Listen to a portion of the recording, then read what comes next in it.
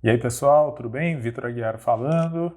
Mais uma vez estou aqui para a gente ter a nossa conversa, o nosso debate de todos os dias a respeito do que está acontecendo com os mercados, com a Bolsa Brasileira, com o câmbio, enfim, o que está movimentando o preço dos ativos. Essa quarta-feira ela é bem positiva aqui no Brasil, viu? Ibovespa abriu em alta, ele está aí ganhando força, já sobe mais de 1%. Com isso, ele já está acima dos 99 mil pontos, está chegando cada vez mais perto de recuperar o nível dos 100 mil pontos. Será que vai ser hoje? Não sei ainda, mas a gente está cada vez mais perto. Mercado de câmbio também bastante tranquilo, o dólar à vista vai operando em baixa, uma baixa aí de 0,7%, 0,8% nesta manhã. Com isso, ele continua acima do nível de R$ 5,30, mas aí tendo um leve alívio. Lá fora, bolsas dos Estados Unidos estão subindo, mas subindo em intensidade menor que o Ibovespa, e as bolsas da Europa operando aí com um leve tom negativo. Né? O que está acontecendo? Por que a gente tem aí o Ibovespa subindo com toda essa força, o Ibovespa se destacando em relação às bolsas globais nesta quarta-feira? Bom, a gente tem uma somatória de fatores domésticos e externos. Queria dar mais atenção para os domésticos hoje, porque a gente teve a divulgação dos dados de vendas no varejo em maio e foi um resultado positivo, um resultado aí, uma expansão de quase 14% em relação a abril, e foi um número que surpreendeu os analistas. Os analistas trabalhavam com um cenário de expansão, mas uma expansão bem mais modesta, então 14% de alta. Isso realmente pegou o mercado de surpresa e uma surpresa positiva. Acho que vale a pena a gente discutir um pouco o que esse número significa, né? Em primeiro lugar, a semana passada a gente teve a divulgação dos dados de produção industrial em maio, e eles também mostraram uma recuperação, uma alta de 7% em relação a abril. Isso significa que a economia brasileira ela está bem? Isso significa que a economia ela já está recuperada ali da crise do coronavírus? Não, definitivamente não.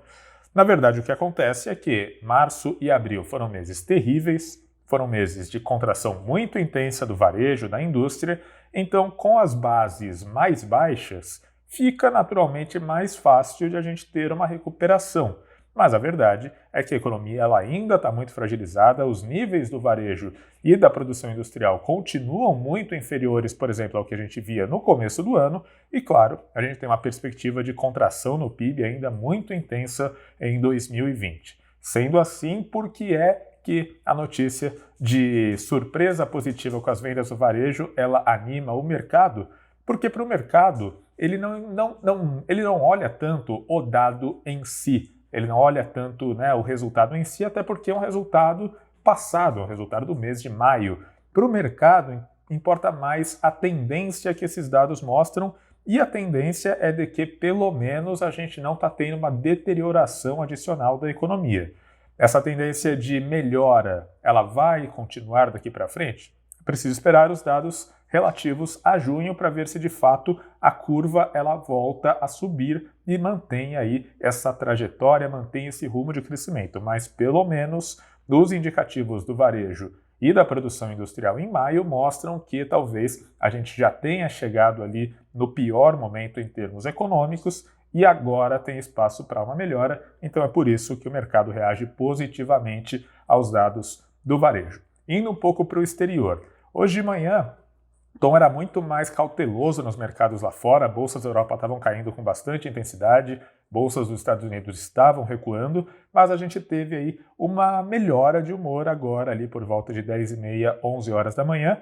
O que aconteceu? Bom, em primeiro lugar, todo mundo lá no exterior estava preocupado com o avanço dos novos casos de coronavírus nos Estados Unidos, só que aí a empresa farmacêutica Moderna, que é uma das que está aí correndo para tentar desenvolver uma vacina contra a doença, ela comunicou que está tendo aí um relativo sucesso nesse processo de desenvolvimento, e aí a chamada fase 2 do desenvolvimento ela foi bem sucedida, então eles estão chegando aí em um novo estágio de testes para essa possível vacina. Claro que se os casos nos Estados Unidos estão subindo e se preocupa, quando você tem a notícia de que também tem um desenvolvimento mais avançado de uma vacina, isso de certa maneira contrabalanceia essas preocupações, e aí a gente teve um alívio lá fora, esse alívio se refletiu. Bolsas da Europa se afastando das mínimas, bolsas dos Estados Unidos virando para alta, e aqui no Brasil o Ibovespa ganhou ainda mais força e até chegou a ficar pertinho ali dos 100 mil pontos. Bom,